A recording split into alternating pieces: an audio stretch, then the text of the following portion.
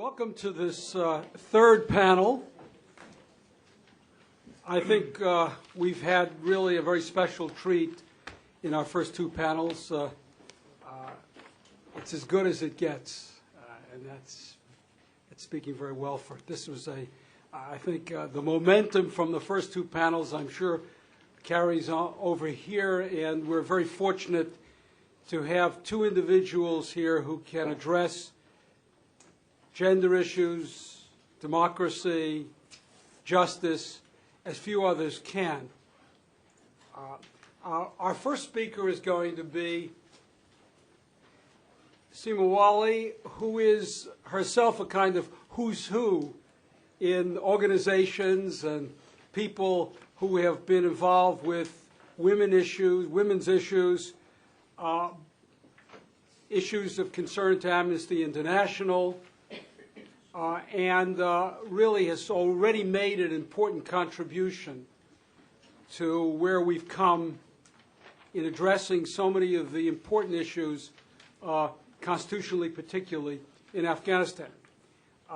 As is indicated, she is president of and CEO of Refugee Women in Development Incorporated, also vice president of Sisterhood Global Institute. She was active figure at Bonn in December '01. She was also a chief organizer of Afghan Women's Summit, which was held in Brussels in December also of 2001. So I think we're very fortunate now to have her here in Washington and talk to us, and then we'll proceed with our second speaker in just a moment. Please. Thank you very much. I will just basically highlight the issues that are relevant to gender issues in Afghanistan, and in so doing, try to highlight some of the issues that are of concern to women, some of the opportunities and the challenges that lie ahead with regard to the advancement and liberation of Afghan women. I do want to state at the outset that gender issues are intricately linked to larger socioeconomic and political issues in Afghanistan. And in so saying, I'll start with the fact that Afghanistan and Afghan women was put on the agenda when the U.S. campaign was linked to bring down Al-Qaeda and the Taliban in Afghanistan. And it was linked basically to the freedom and advancement of Afghan women, and freeing Afghan women from the abuses of Taliban was used as a rationalization for the bombing campaign. By promising freedom, democracy, and restoration of human rights, the U.S. renewed hope among the people of Afghanistan, especially its women. As an Afghan American, I'm here to say that both Afghanistan and its female population rightfully expect that these promises be kept by the United States. Let me highlight a few advancements that have been made and some challenges with regard to Afghan women. When the Taliban were toppled in 2001, we held historic talks in Bonn that created the new government. These accords, although historic and encouraging in nature, neglected to address issues that were relevant to the Afghan population, such as security, narco-terrorism, demobilization, and other impediments to peace. And as such, the Bonn agreements, as they were called, had major flaws, and chief among these flaws were legitimizing the power of the warlords and basing the Afghan current structure in Afghanistan on the power of the warlords, who themselves are still the source of illicit trade, drug trafficking, human rights, and violations amongst women. Also, it's a major concern to Afghan women that I work with, and I talk to in my discourses and in our work in Afghanistan, that they're concerned that it's the warlords that have gained powerful positions in the current government, who today fuel corruption and undercut the security of the common Afghan person, and especially women. I think in Bonn, the warlords won by keeping critical issues such as disarmament, demobilization, and illicit drugs that fuel terrorism off the bargaining table. And as President Karzai himself noted, drugs in Afghanistan are threatening the very existence of the Afghan state. And according to the UN report, $2.3 billion, which is equivalent to half of Afghanistan's gross national product, is derived from illicit drugs. As you can see, that at the outset, Afghans contend that the bargaining power of the warlords was greatly influenced by America's war on terrorism. And in fact, they contend that the U.S. aided and aids and abets the warlords, providing them with funds and weapons, and all the while looking the other way when the warlords abuse power. And the Afghans rightfully contend that the American war was not meant to liberate the Afghan people from tyrannical forces, but rather to save American lives from terrorist forces who had found safe haven in their land. And also, I do want to state both the challenges, and these are the issues that are being relayed to me by the Afghan people, especially the Afghan women, and it's I need to state them and be honest in such discourses. It is not for the reason of pointing the blame at any political party or any nation, but rather to draw attention to the issues that affect the Afghan women's liberation. And in so doing, I do want to state that although Taliban and the revolt Taliban are no longer in Afghanistan, improvements in the lives of Afghan women remain a hollow promise. Although we do have a constitution that was ratified in January of 2004, and we're pleased we had the opportunity to develop a constitution, I do want to state that no constitution in and of itself can guarantee the establishment of peace and stability and the creation of a civil society. And I also want to state that despite the trumpeting of women's issues, a paltry sum has been committed to fund women's programs in both the civil and the civil society sectors. At the Grand Council, or the Loya Jirga, which was recently formed, women had to deal with a lot of challenges. As when the draft constitution was presented to women, it had major flaws, and in fact, it did not take their rights and considerations into concern. And women fought very hard to regain the rights that were enshrined for the advancement in previous constitutions, in the current constitution, and I'm pleased to see that Afghan women were granted equal rights alongside men in the current constitution.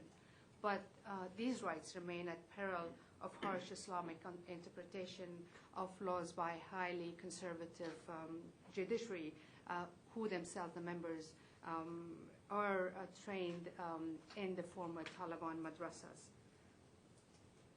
And visible strides in the post-Taliban society do continue to beg for long-term strategies that will be necessary to remove restrictions against women which deny them access to education, healthcare, employment, and security. Afghan women have just begun their long battle for equity, and they will not settle for symbolic advances. Today I can attest that roads have been built, schools have been constructed, which allows the boys, Afghan boys and girls, to enroll and register and attend school. But little has altered the life for Afghans from the days of the Taliban. And upon closer investigation, one sees that the quality of education, for example, is dismal. Teachers are not trained. Children attend school for 2-3 hours a day, and textbooks and school supplies are totally absent from many of these schools. And despite relative advances for a gendered balanced post-Taliban government, gross inequities toward women remain. Capable institutions and viable institutions are absent. Narco-trafficking is rampant. The flow of arms is not curbed.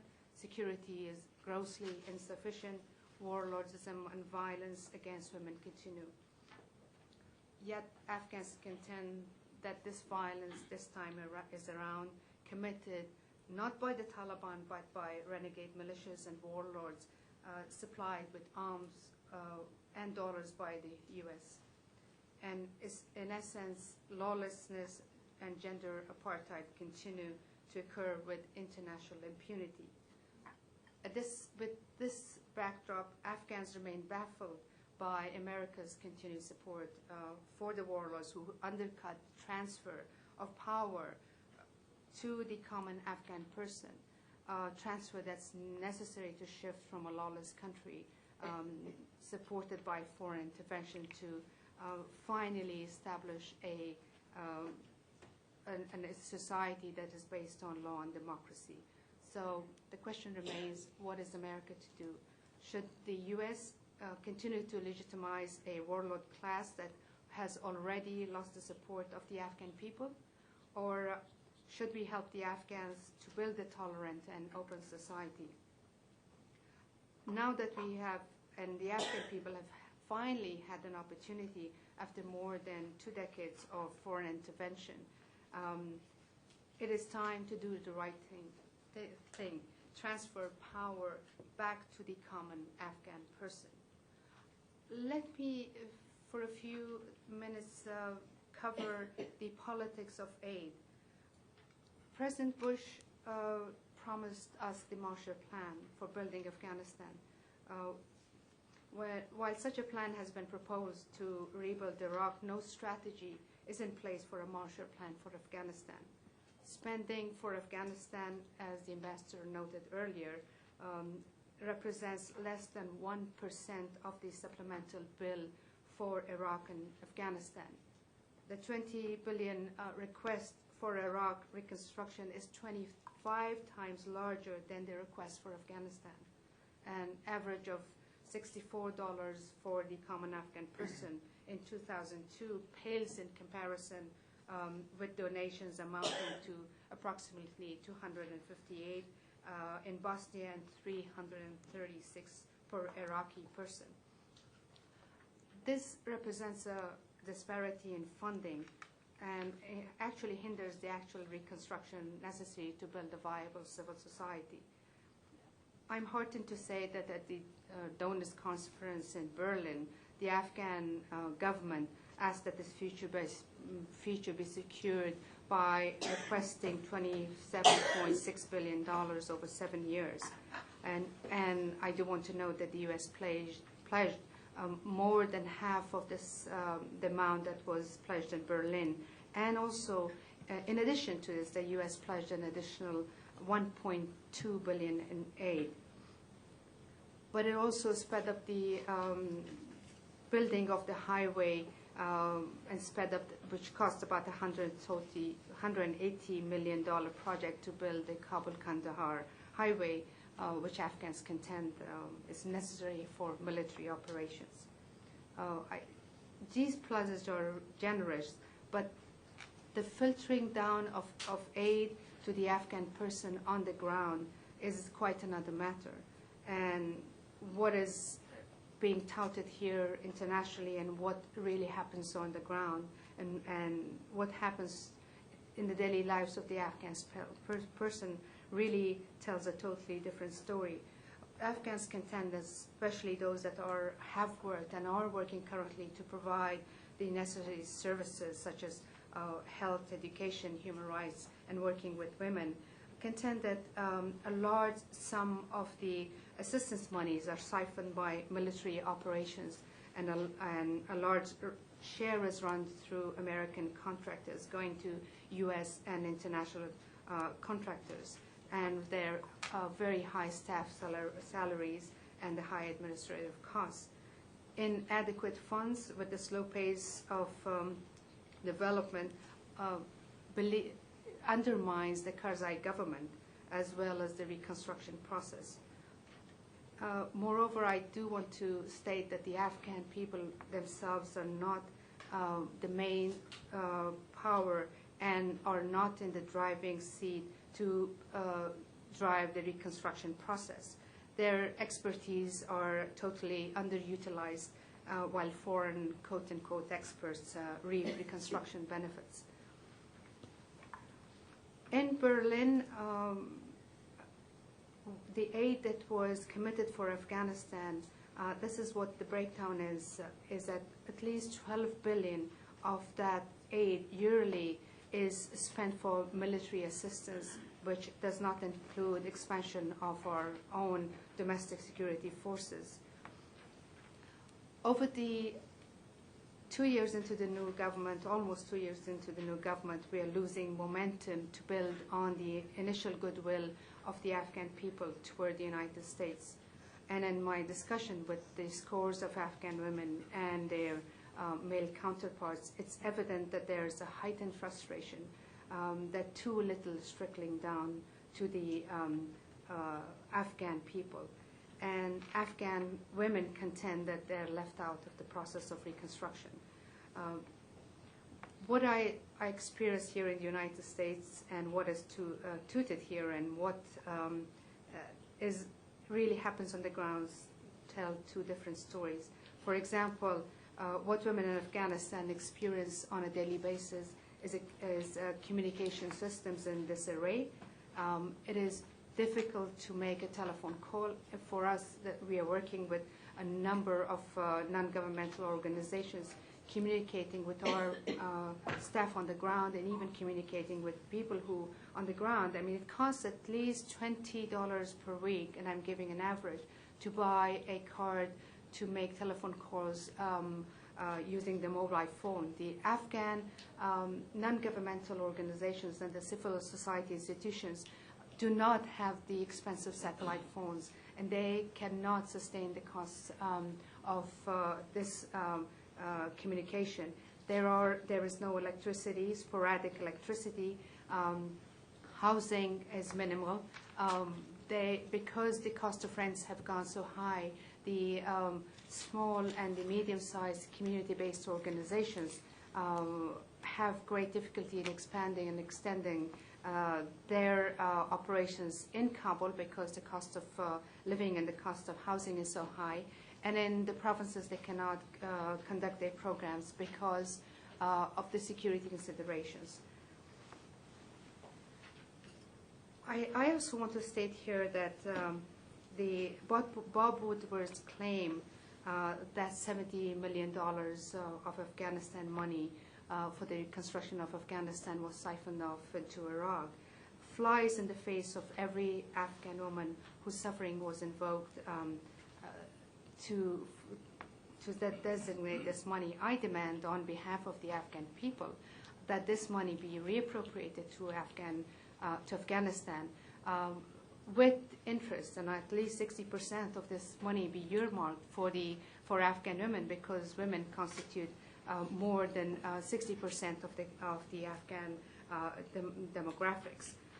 I do want to state that the status of women, how does it fare? Today, it still ranks among the lowest in the world. Maternal and infant mortality ratios are the highest in the world. And every 30 minutes, a woman dies in childbirth due to pregnancy-related complications. An Afghan child is 25 times more likely to die before the age of 5. And as such, women are rapidly losing hope.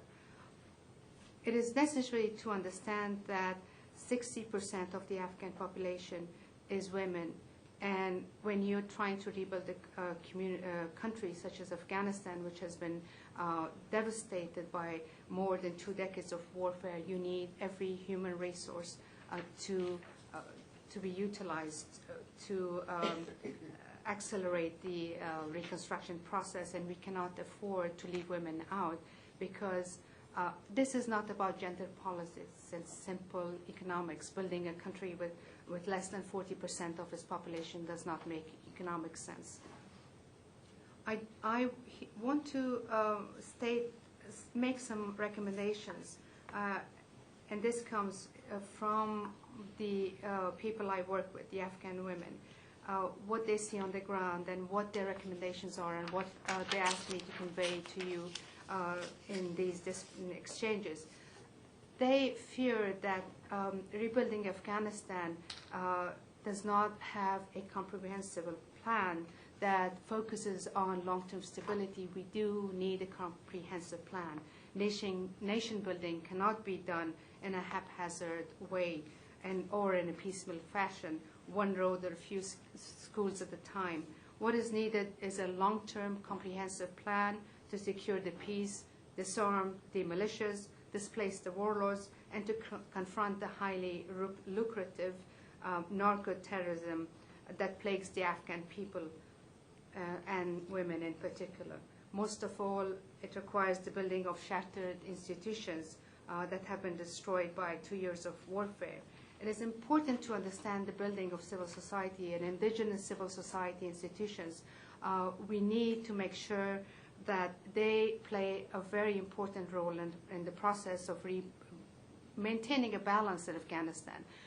In open society, you need powerful institutions balanced by civil society institutions, and most of these civil society institutions are run by women.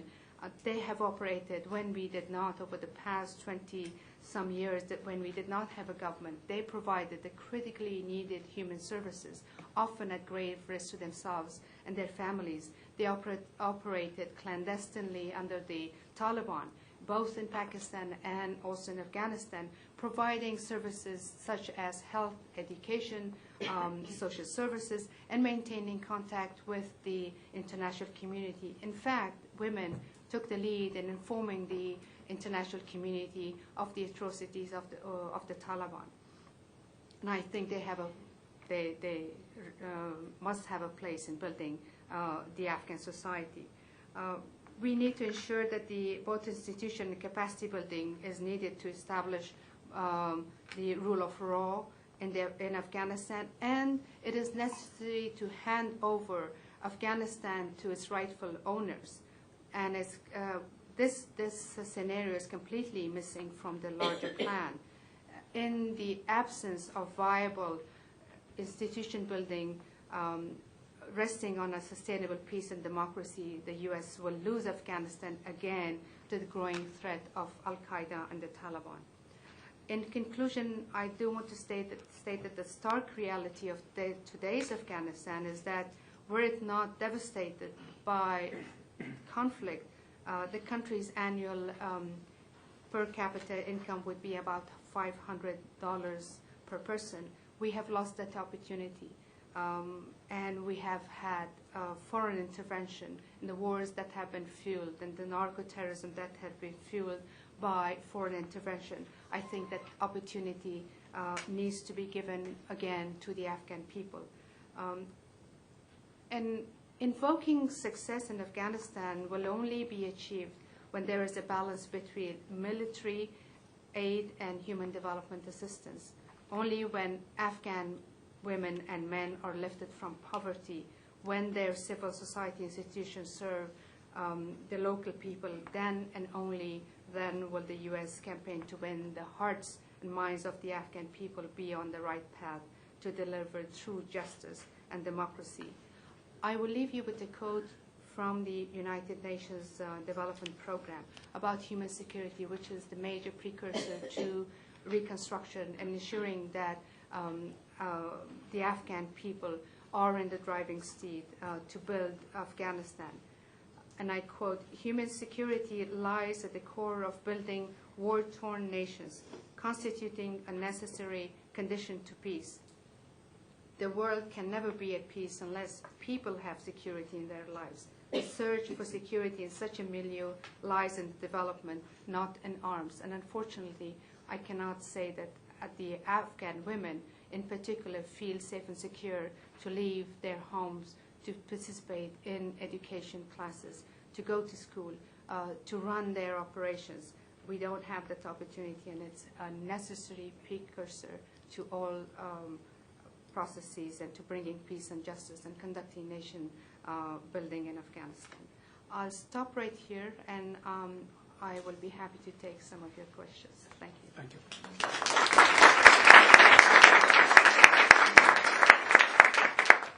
About 6 or 8 months ago, I had an opportunity, I was invited to meet with a group of students at the Harvard Law School's program in Islamic, we called it Legal Islamic or Afghan Legal Initiative Program. Was that correct? That's correct, yeah. And I was amazed at how well versed these students were in Afghanistan, how dedicated they were to their work. They knew all the sources. They were all out there. And then I got to meet the man who was their coordinator. And it is our speaker here today, Neamat, Nojumi. And I think it's, that group is a real credit to what can be done when you have direction of someone like our speaker here, who I got to talk to during the course of the evening, and was very impressed with his knowledge about those issues which he's going to address today. He has a degree from the Fletcher School in a Master's in Law and Diplomacy. He's the author of a number of books. He's worked as a consultant to USAID. And I understand you have a book coming out shortly on the Taliban. Actually, it is in a broader perspective. A broader perspective, please. Yeah. Thank you. Thank you. Ladies and gentlemen, political transition in Afghanistan has been one of the most complicated issues that I have ever seen in my studies and observations. Anywhere we go, there are discussions. Today, I would like to bring you with me to look a little bit more from the other side, the other way, from the Afghan perspective, or by understanding a little more the parameters about the available resources and the objectives of a political transitions for Afghans. 2 years ago, when the Taliban regime was unseated by the U.S. coalition forces and the Afghan people, the perception about the political transition was to capture Kabul and set a new government. And in the course of time, since these past 2 years, we have noticed that that perception was simplistic, and it has required much more intuitive and more attention. If we define transition from moving from one point to other point, as far as the Afghan political transition is concerned, which means transition from war and violence to peace and justice, at least in Afghani standard, at least in the standard of 1970s in that country. And based on this definition, a political transition can be successful only that can be measured by level of improvement of justice, democratic participation of local people in the political process, and the rise of civil society. Generating this kind of success can be done, in my understanding, only and solely with the long-term commitment of the international community. Why? I would like to take the opportunity to mention a couple of issues that I was involved in Afghanistan. In the last 2 years, I have visited Afghanistan numerous times, and I have had the opportunity to visit over 15 provinces and talk to hundreds of Afghan households, individuals, community leaders, and as well as the people we call them warlords, and leaders of the political parties, as well as the current political authority of Afghanistan. there are two main issues, two main dilemmas that the political transition are facing. First, the weakness of Afghan society. And second, the inability of the government, the central authority, to provide the required services. On the government side, most of the ministries, in my observation, research, and studies, are suffering from severe underfunding. The law and order cannot be enforced because the police are not paid properly. In the justice sector, which I have invested several months and talked to many judges, many prosecutors, and those who are organizing it, most of the judges been not paid on time. Or as Ambassador mentioned, most of Afghan officials, civilian officials, are paid only $40 a month. In comparison to the level of expenses is incomparable. Therefore, the Afghan government requires serious funding and long-term commitment. In the meantime, a structural reform, both on the civilian, military, and legal side. On the side of the society, Afghan society has been weakened because of years of war and especially years of drought.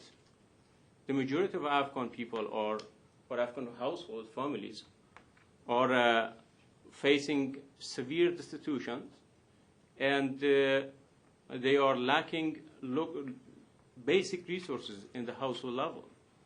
Because of this, they cannot reestablish their social safety network and put their livelihood together in a level that was close to 70s. These two main factors, especially on the side of Afghan society, has caused many who have access to external resources and many who hold guns to impose their authority on the local communities, both in the urban centers as well as in the rural area. The current political transition in Afghanistan also have some political shortfalls in variety of different levels, especially within the Afghans itself. The current political climate in Afghanistan generally is divided into two camps: the reformists and the conservative or Islamists. On the reformist side, we have President Karzai, who is, after years, the only democratic-minded leader that Afghans have. And then we have a fragmented number of individuals who do not have consensus on the issue, on general issue of, or a strategic issue of political mobilization, especially reconstruction. And also, they do not have a platform that can be understandable by the local Afghan people. On the Islamist or conservative side, the Islamist groups who are founded and organized in the 80s, they kept their access to external resources in a variety number of districts and cities and towns around the country.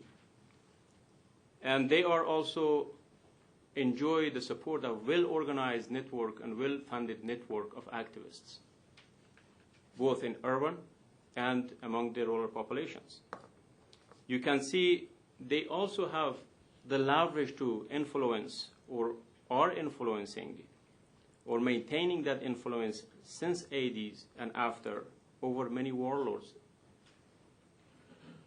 As a result, there is a political gap in the political transition of Afghanistan that requires to be filled with the pro-democratic forces especially the establishment of civil society. Is Afghan as a nation or Afghanistan as a country is ready for that kind of development? To a certain extent, I do believe yes. And I take this privilege to say yes because I have been trained in the traditional way as well as the modern way in America, as well in Afghanistan. The social structure of Afghanistan traditionally provides a sort of a system that local community had the opportunity to engage in a local level, in the lowest level of a social system in a village, in the rural area, in the mahalla in Afghani language, and the local within the cities.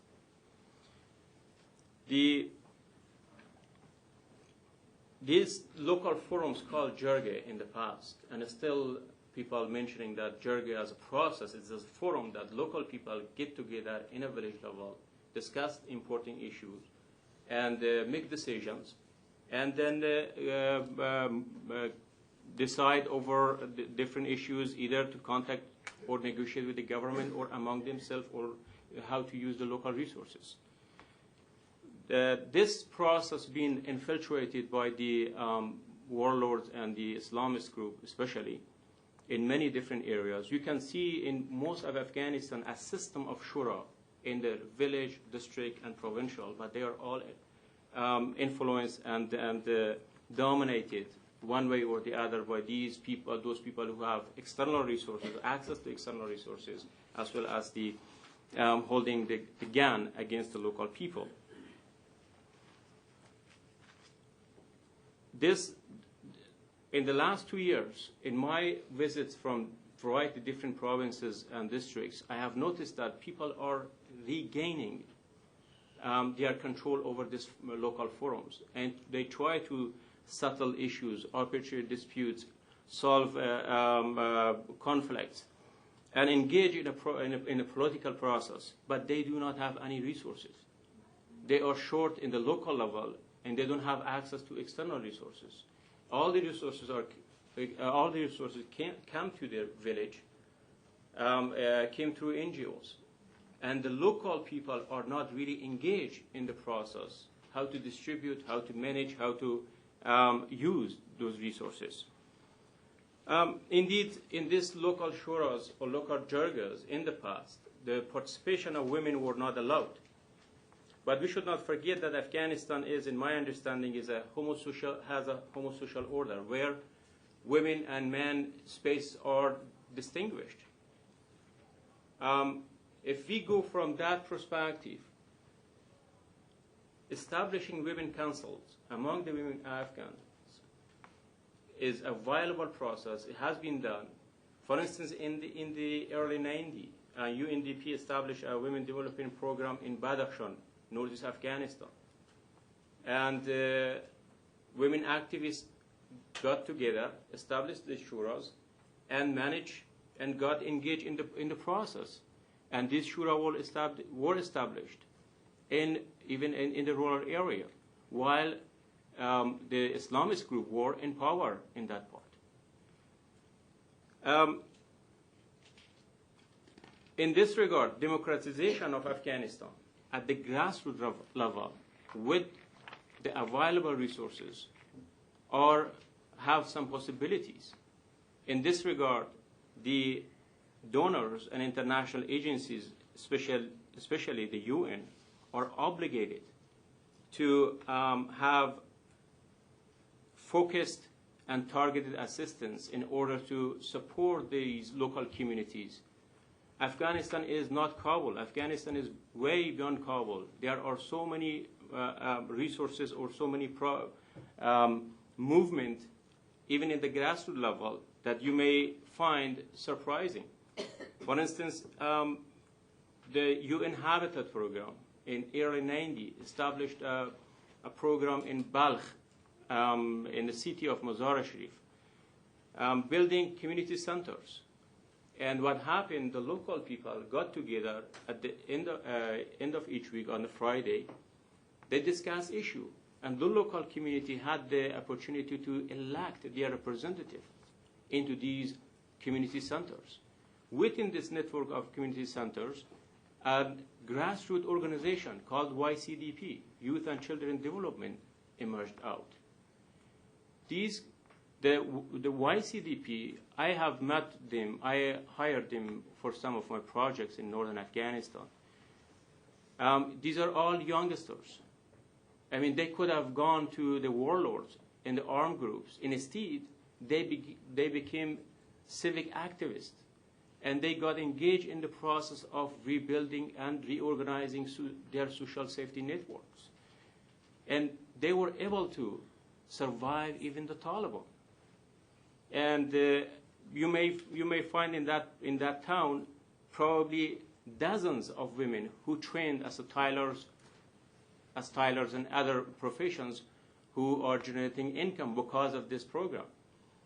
And many youngsters and teenagers as well, young men and women, were attracted into a sports team. They had about 24 soccer teams last year that we visited there. These are examples that work can be done in Afghanistan if we develop a new look, if we reassess our policies, if we think about looking for solution at least in Afghanistan in a way that can be understandable to the Afghan people. As far as the justice system is concerned, justice system or the judiciary in Afghanistan is one of the most underpaid ministry and sector within the structure of the government. Judges are in poor condition. They have no protection. Judges are being beaten in a variety of different areas of the countries by the warlords and armed groups. The executive power of the government are interfering with the decision of the judges left and right, and the warlords are the one who are in charge of any process that is going on in the court system.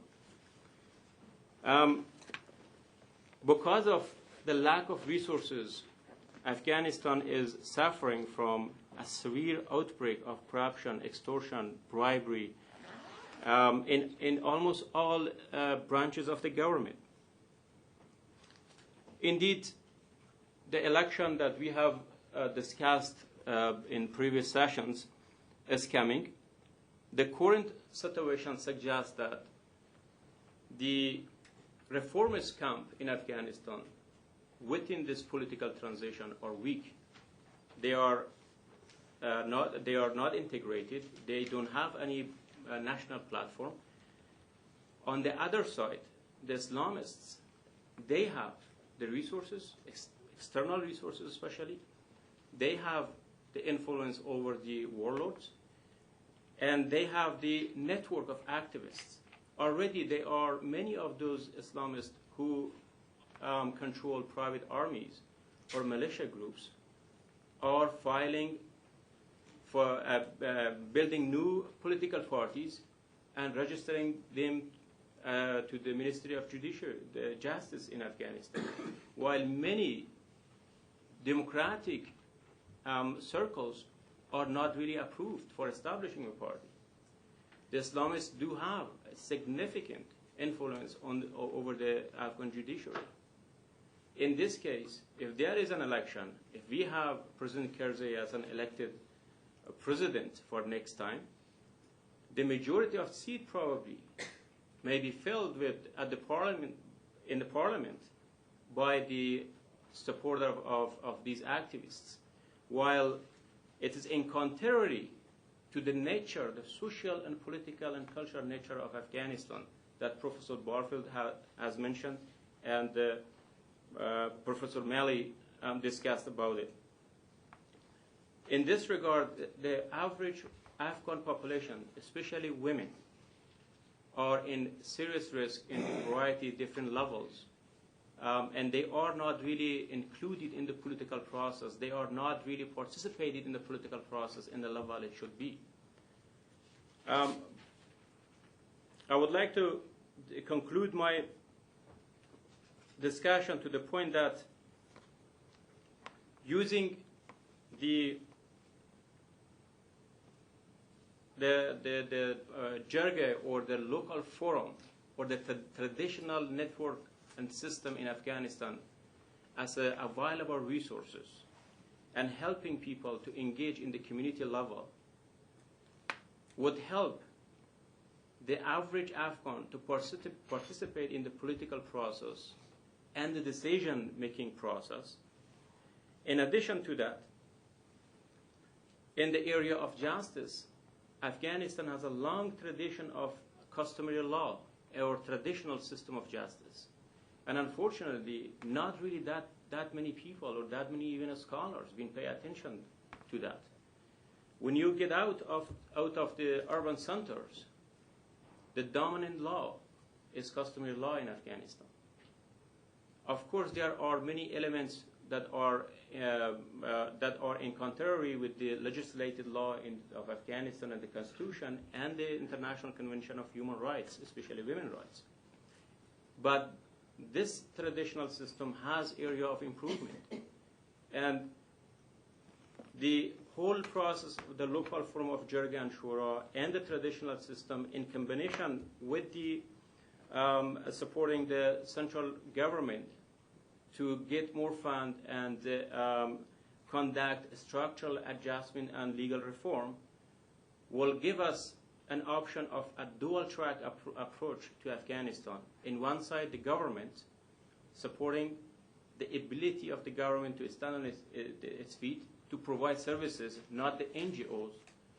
And on the other hand, the local Afghans to build their own social safety network and get out of this chronic condition and move toward future. In this regard, the launching a program or supporting the donor support for the establishing programs to build women councils in a national level, I do believe and strongly argue it is a possible way, it is possible, and it will help the Afghan women who are the true victim of all these years of crisis and also the true hero in contributing massively to the strength of the Afghan household. Thank you.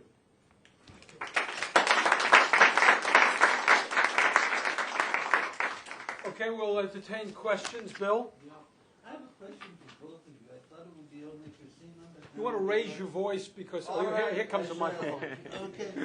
My question is this. I'm thinking about a neighboring country, Iran, which many years ago faced lots of the similar, particularly in the customary local and national ideas. Something that was very effective in Iran was legal education for women, because it, on one hand, it prevented total destruction of civil society, even early in the revolution. It was strengthened, and it's been able in one way or another to protect women's rights. I'm wondering, is legal education available to Afghan women inside Afghanistan?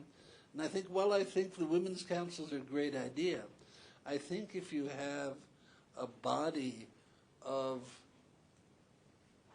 Afghan female attorneys, that this is going to be a very valuable asset in the future.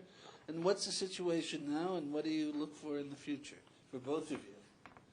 Sima, you go first. That's a very good question. It's a necessary element of educating the Afghan women about their rights, and I think it's not just legal education.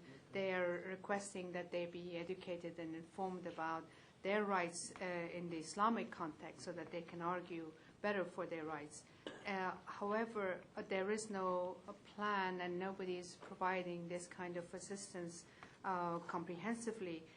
There are some local efforts on the part of the Women Judges Association and the Judges Association, supported by an international NGO.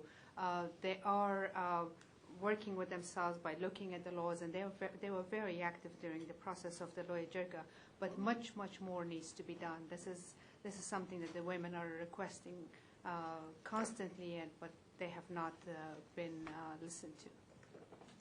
Within the Afghan government, probably you may find a few women judges, and in most cases within the judiciary, it is more symbolic rather than really genuine to pay attention or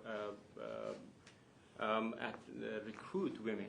While there are two women associations, it is one women Afghan judges association, and the other is Afghan attorneys, women attorneys association in Kabul. And I do believe that there are possibilities, but unfortunately the resources are not in Afghanistan. This is what I'm suggesting, that because of this lack of resources, the donors' responsibility and the implementing agencies and partners are so great in this area. They have to take a proactive role. Otherwise, it is hard to move things around. Let me follow up with a question for both of you. Obviously, you're asking for the international community to throw its weight behind efforts to realize these particular rights and opportunities for women. Is there in the international community, however, elements there that are making demands which are inappropriate, which perhaps would not be constructive in terms of what you both know as the Afghan culture? Is there the danger that in bringing forth what are seen as being universal rights, they in effect would not advance the opportunities for women in Afghanistan at this time?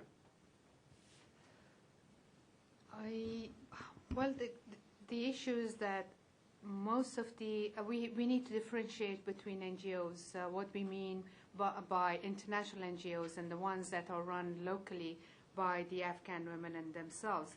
The bulk of the resources are committed to the international NGOs, and most of their funds are committed in various sectors. However, not in this sector because it is not their agenda. The whole process of the mandate of women in development is not the mandate of most of these international NGOs.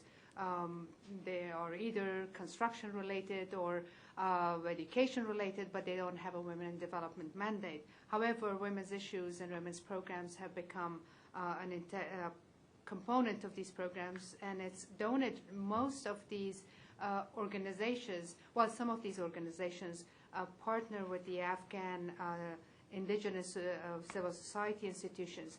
So therefore, it is the process is not, and the demand is not coming from the Afghan women themselves. There is a huge gap in what the Afghan women need and want versus what is being imposed on them by the international community in many circumstances. For example, the area that they need capacity building, they need to build their own individual organizations so that when the international community leaves, that they would be able to continue these services and continue to provide the services in their communities is lacking. Many of these NGOs, the international NGOs, partner with the local NGOs only for specific projects. The long-term stability and the sustainability issues are seriously lacking. The problem that I have seen is that a gap in perception on the women issue or gender relation from a Western-oriented perspective and what is out there. This is nothing really right or wrong here, but Afghanistan is a segmented society socially, and the only phrase that I can apply is it is a homosocial order, means women do have their own space and men have their own space, and each one restricted each other.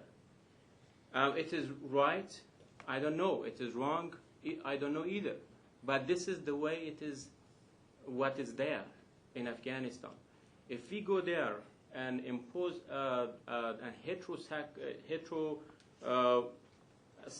system that try to mix and violate or integrate these two spaces, it is a very hard and difficult problem. One of the questions that I have concerns the legitimacy of aid and sponsorship and guidance that come from outside. and the effect that that might have on the survivability of programs that have been jump-started with international aid. It seems to me there's a real dilemma. We have very nationalistic, you might call, or perhaps localistic people who prefer to have indigenous solutions, and yet, as you've both stated, there's a lack of resources internally for the kinds of programs that we all would like to see in Afghanistan, which means there will be foreign fingerprints, and there will be some requirement for accountability, which is, of course, why things tend to go through established NGOs rather than to the people, as Ms. Wali proposed they go. What are some solutions to this? How do we avoid delegitimizing programs because they have foreign affiliations and origins? One solution that I can propose that comes from the Afghan people themselves, in particular the women, they feel that they have a place in providing these similar services, yet they don't have the resources and they don't have the capacity. They need to be able, they would like to. They welcome the international aid and they welcome the presence of the international community. However, they contend that they're left out of the process, that they need to be very much a part of the process and working in partnership. And this is why we need to make sure that the international NGOs and the foreign donors listen to the voices of the Afghan women themselves, in particular, what their needs are, and also to the solutions that they propose, because their solutions would be sustainable solutions that would be dealing with the root causes of the problems rather than dealing with the symptoms of the issues. For example, throughout the Taliban reign,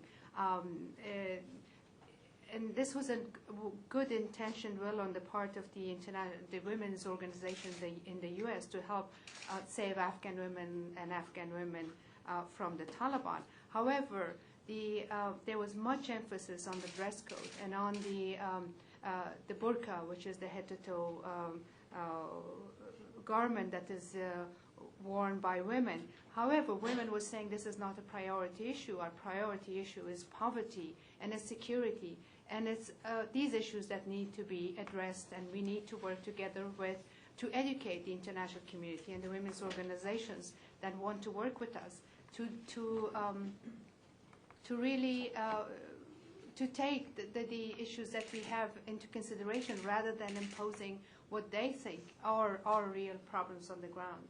So it's a question of partnership and working together and heeding each other's voices that is really important. Back there, please. Yes. Okay, yes. First you. I was just going to ask Ms. Sima Wali that you mentioned, I understood you saying that there's a problem of funding in Afghanistan, but there's also a problem of expertise. Although there are some areas in which the expertise of individual Afghans are underutilized. But did I hear you right that you say that in education, for example, the teachers are not trained and the schools are only open 2 or 3 hours and the textbooks have issues. I was wondering if you could please explain a little bit more about, problems of education in Afghanistan and in what way international community is being helpful. Thanks. The international community certainly is being very helpful, and as I stated earlier, Afghans welcome the pledges and the presence of the international community and working with them in partnership. What I meant by the statement is that there seems to be much pressure here in the U.S. and internationally to report that success has been delivered in Afghanistan. For example, the quantity versus the quality issue, the quantity of this, for example, 1 million children have been registered in school, and 2,000 schools have been built in Afghanistan, begs the point that what is the quality of those services? Afghans on the ground contend that they don't, you heard several speakers before me state that a school is just a tent, and how can you actually run a school under a tent? And also in the provinces, especially when the security prohibits, where there is the kind of Taliban mentality against women's education still exists, and girls' education. I mean, these are the issues that we need to address, and we have to take a community-based approach to addressing these problems. For example, there has to be much more attention and resources to training educators, Afghan teachers, making sure that there are enough textbooks. I mean, these are the issues. The quality of education is just as important rather than the quantity, which sometimes, unfortunately, seems to be politically driven, driven by political agendas. Inspector. Yes, I want to ask you something, Neamat, John, about what you mentioned, the political parties and the inability of democratic forces to organize themselves around political parties to contest the election, and particularly the democratic wing of the Mr. Karzai's government. And you predict that the political scene will be dominated by fundamentalists if there was election tomorrow. What you described, it's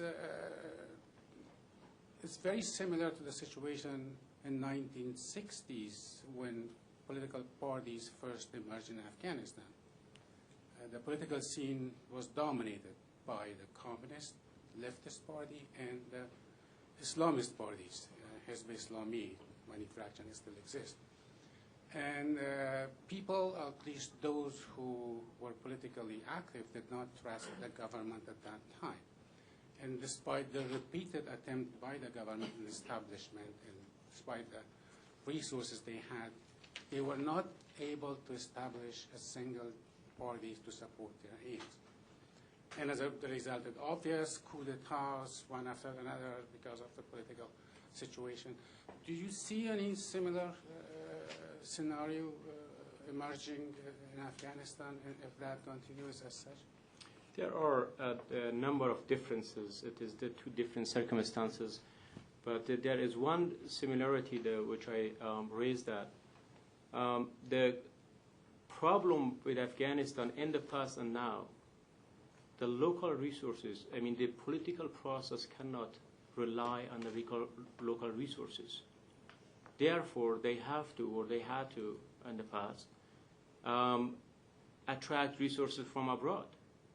Once the resources came from abroad through specific channels and to specific organizations, of course, they were not really a part of the local, the dynamic process within Afghan society. They were more on the ideological part of that, the sources that provided resources. We have number of different Afghan leftists, for instance, communist groups, or the Islamists. Nowadays, we have the Wahhabis or the Egyptian Muslim Brotherhood or the Maududi type of Islamists in Afghanistan. They do not generate their resources in Afghanistan now. Of course, they do through these criminal economy of opium and narcotics. And the problem that we have here is the local community are weak in managing the available resources. And for that reason, they need support to move and mobilize whatever they have toward rebuilding and reestablishing their process. In the state level, the political elite, there are shortages of perception of understanding local issues, both on the donor sides, international community, as well as the Afghan authority. All the power in the management or the blueprint power of Afghanistan is allocated in Kabul, in the capital of Kabul. Many of the NGOs are more active in that area rather than in other parts of the country. Of course, the effort and the contribution of NGOs in Afghanistan has been very gracious and wonderful. They have really supported Afghans, and Afghanistan is a very tough place to work on a variety of different aspects. Back to what you have mentioned,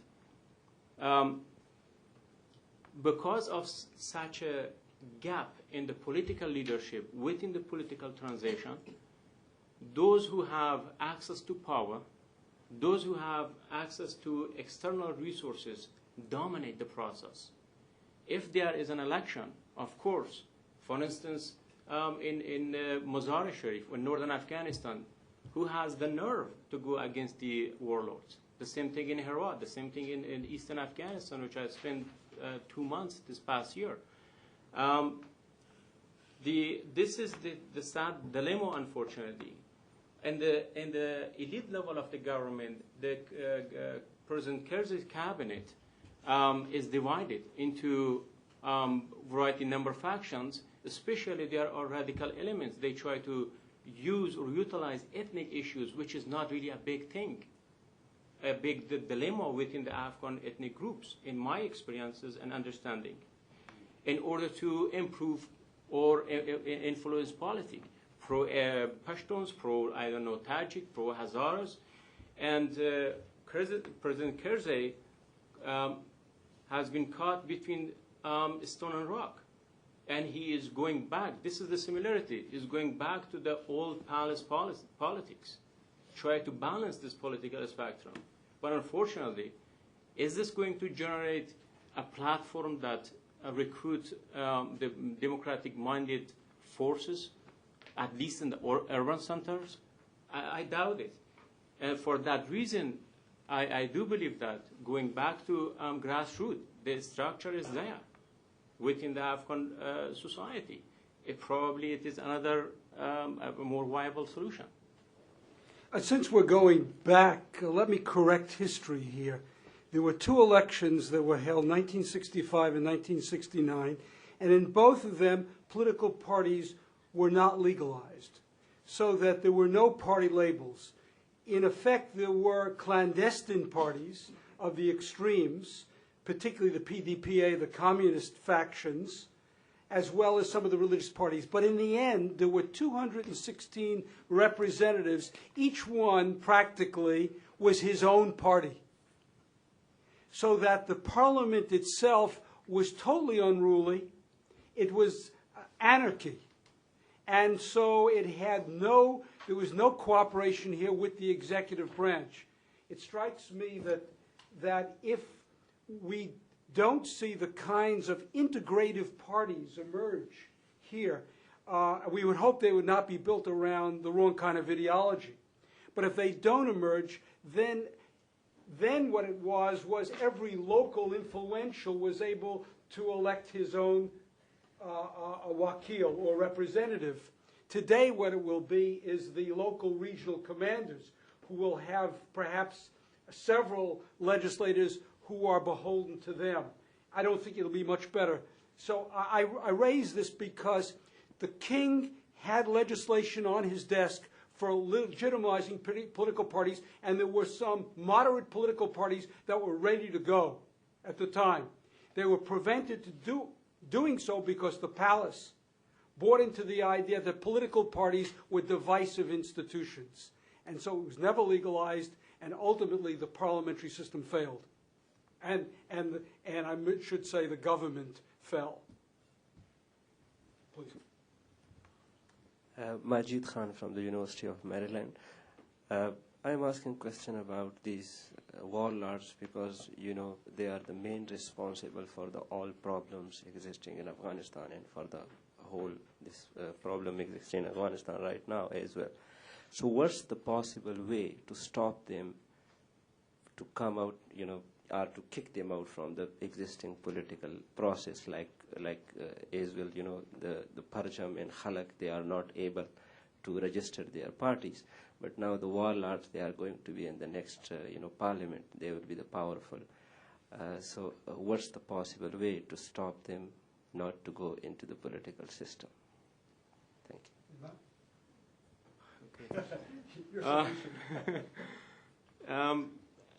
This is a genuine question that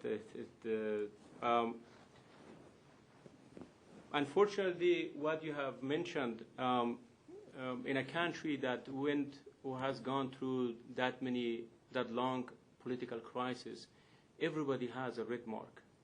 As a Khalq, as a Parcham, as a, I don't know, variety of different groups. And now this became a sort of taboo or a red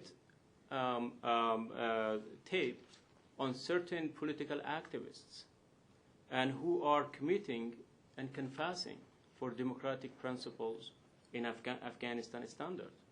And unfortunately, the process, the discrepancy is this, that there are groups who want to register, for instance, to establish a political party. You have to collect about 600 signatures, 600 to 700 signatures, in order to be qualified to register.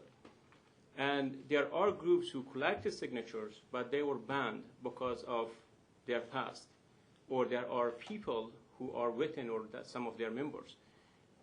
On the other side, we have Islamist group who control militias, who have external access to external resources, who have been involved in all this infighting or proxy war in Afghanistan. And now they are building new parties with new names, and they are registering. See, this is on the political side. On the area of warlords, the only way, it is not really military force only. You have to go back to the Afghan people. We have to learn from history. The Afghan Islamist groups had received the largest share of the international assistance during the 80s. I was an activist in Afghanistan. I was a part of the resistance. And those who were established in Pakistan or in Iran, they have lost legitimacy among the resistance. For that reason, they couldn't really put a practical, pragmatic government, because what they were talking, it was a political ideology, was in contrary with the local understanding of people about culture, Islam, and so forth, so on. The only way to go is to make a combination. Donors, UN and implementing agencies, they have to give a priority to support civil society, to support Afghan communities in the local level, in the village level, in the mahalla or urban city district level. And they have to disperse the accumulated power that's been collected and kept in Kabul outside in the provinces. There are 32, 33 more provinces in the country. And for the record, I was involved in a study actually sponsored for the USAID on human security in Afghanistan. And hopefully this report comes out soon, and the USAID hopefully release that to the public. And these are a number of issues that discuss in very detail. Yes, back there.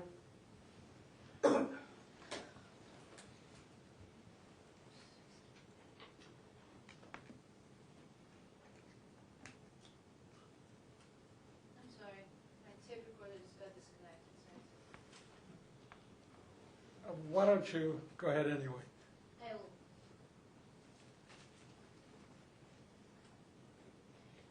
My name is Shakila Khalji from Ready for Europe, Ms. Wali, and thanks for having you here. I think you probably were here when Mr. Ambassador mentioned about the security issue, postponing of the election, and basically the fact that there is a delay on that is not necessarily due to the security issue, rather it's a logistical problem. Do you agree with that? Well, I think it's both. It really is a serious problem logistically, but at the same time it's also a security problem in terms of women organizing and getting information out to women constituents has been a very faulty process. And in order for women to congregate and to be made aware of the processes, security has been a major issue, because the indigenous NGOs that want to go into the provinces and get the women organized is a major security problem. For example, one of the issues that we are talking about, the building of the women's resource centers, which is part of the Ministry of Women's Affairs. Even the buildings have not been built in other than 3 or 4, is because of security considerations. And again, when you build the building and not have programs for women in these centers, I think it's fairly futile to just have a building called the Women's Resource Center without actual programs and women who are equipped and trained to work with other women on the ground, and getting the information out, such as the electoral process, should be a priority because we don't have that much time. And again, women are saying a priority issue is security. There's another hand there, yes. Thank you. My question goes to Mr. Nojumi. It's specifically regarding the Judicial Reform Commission, and I want to know if you have any experiences of the commission itself. It was set up to act as a coordinating body to carry out judicial reform. It tends to be one of the slowest things that ever tends to come out of reconstruction efforts. What would you recommend happens from the international community's effort and also the Afghan government's effort to improve the job of the Judicial Reform Commission? Should it be completely removed, or should it be given more teeth to actually be productive in what it's supposed to be doing? I think to have the Judicial Reform Commission in Afghanistan is a good thing to have. And it is a body that deals with the reform and sees the legal or the judiciary from a reformist perspective. Indeed, the overall judiciary in Afghanistan is underfunded heavily. This is due to the probably the National Development Framework that been established at the beginning of the new government in Afghanistan. There are within that framework, there have been paid more attention in the private sector and not really too much to the public sector. And since the judiciary went under the domination of the conservative and some Islamist leadership, and it became a taboo against the whole judiciary sector, and the judiciary didn't really give haven't given the appropriate funding. In that regard, this is one part. On the other side, the hundreds of those local clergies who do not really any training in legal studies or legal training being recruited and put into this system in order to balance the political power against whoever is the reformist in the government. In order to I do believe that having the Judicial Reform Commission in Afghanistan is a great thing, but there should be measures by the donors to monitor the level of accomplishment and also generate responsibilities in aspected levels. In this regard, to my knowledge, judiciary in Afghanistan is not really going to be the problem of or the crisis of justice that what I have written in my writing. The crisis of justice in Afghanistan cannot be solved only to support one sector of the government, but the judiciary the sector requires new leadership. There is no way that they can inform judicial reform by the Reform Commission under these current circumstances. In this regard, this has to be seen as as a general structural reform of the government. In that case, having a judicial reform is an excellent thing. Well, the hour is late. I don't see any additional hands. Those who have remained have shown this dedication to learn everything is possible about gender and democracy and human rights. And I want you to join me in thanking our speakers this afternoon and all of our speakers today. I think this has been a very, very informative, useful session. Thank you. And Bob Hathaway has the last, if you will, Bob Hathaway has the last word here. Again, I just also wish to add my thanks to all of you, to our speakers. I think this has been a very rich afternoon. It's easy, frankly, to get discouraged about Afghanistan, but I think we've been reminded that there's also reasons to be hopeful. Thanks to Marvin, to Dennis, to particularly our speakers. We look forward to having you back here again soon. We are adjourned. Thank you. Thank you.